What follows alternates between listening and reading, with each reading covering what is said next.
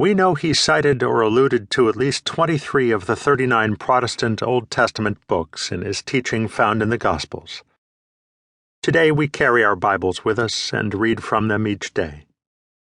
Jesus would not have carried his Bible with him. Carrying 24 scrolls would have been impossible. The longest of the scrolls would have been the Psalms, at about 30 feet. A first-century copy of the Isaiah scroll was found among the Dead Sea Scrolls. It was 11 inches by 24 feet. The scriptures were read in the synagogue and expounded upon by the rabbis. It is possible that his family had some scrolls in their home, though it seems more likely that Joseph and Mary were illiterate. He may have grown up going to the synagogue and studying the scrolls during the week. However he learned the scriptures, one thing is clear in reading his words in the Gospels. Jesus had immersed himself in at least some of the scriptures. The one childhood story we have concerning Jesus after his birth and infancy comes from when he was 12 years old. His family had been in Jerusalem to celebrate Passover, and when it was over, Mary and Joseph separately joined the caravan heading back to Nazareth, each assuming Jesus was with the other. A day later, they discovered Jesus was not with the caravan. After 3 days, they found him in the temple, sitting among the teachers, listening to them and asking them questions. And all who heard him were amazed at his understanding and his answers.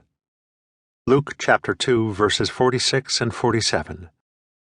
The Jewish Mishnah, the record of the oral tradition and religious practices in Judaism going back to the time of Christ, notes that at the age of 5 children were to begin studying the scriptures, and by 10 they were to begin studying the Mishnah, the oral traditions and commentaries on the scriptures, so that by 13 they could become men, committed to fulfilling the commandments. Centuries later, this commitment to the commandments would be codified in the practice of bar mitzvah, becoming a son of the commandment.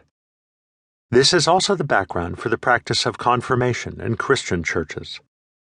So Jesus grew up studying the scriptures. We can infer which books might have been his favorites by reading the Gospels to see which he quotes or alludes to most frequently. If you do this, you'll find that the Psalms, Isaiah, and Deuteronomy are the 3 books Jesus most often refers to, one from each category of the Tanakh, the Law, the Prophets, and the Writings. Immediately following his baptism, Jesus fasts for 40 days, during which time he is tempted in the wilderness. 3 of the temptations are recorded in the Gospels. Jesus responds to each temptation by quoting Scripture, and all 3 of the Scriptures he quotes are from Deuteronomy chapter 6, one of the most important passages in Judaism. It is in this same chapter that we find what Jesus calls the first and greatest commandment.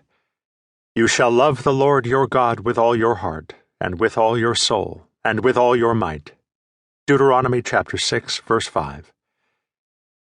It's also important to highlight that in 2 of the temptations, the devil quotes Scripture to Jesus. A reminder that just because someone quotes Scripture does not mean what he or she says is from God or God's will. The devil seems to be proficient at quoting Scripture. As you read the Gospels, you'll find that Jesus routinely challenges the prevailing interpretation of Scripture and regularly calls his hearers and the Pharisees to move beyond the letter of the law to the spirit of the law. He frustrates the religious leaders by his refusal to abide by the Sabbath restrictions, noting that it is okay to heal or pluck grain on the Sabbath because the Sabbath was made for humankind, and not humankind for the Sabbath. Mark chapter 2, verse 27. Jesus' teaching on the Sabbath stands in stark contrast to Moses, who taught that if a man picked up sticks on the Sabbath, he was to be stoned to death. Numbers chapter 15, verses 32 through 36. At the same time, he called upon his followers to see the deeper call of the commandments. He noted that while the commandment prohibits adultery, we're not to even look at another with lust in our hearts. Whereas the law forbids taking out extraordinary revenge, limiting justice to an eye for an eye or a tooth for a tooth, Jesus said his followers were to love their enemies and to forgive. At one point, Jesus directly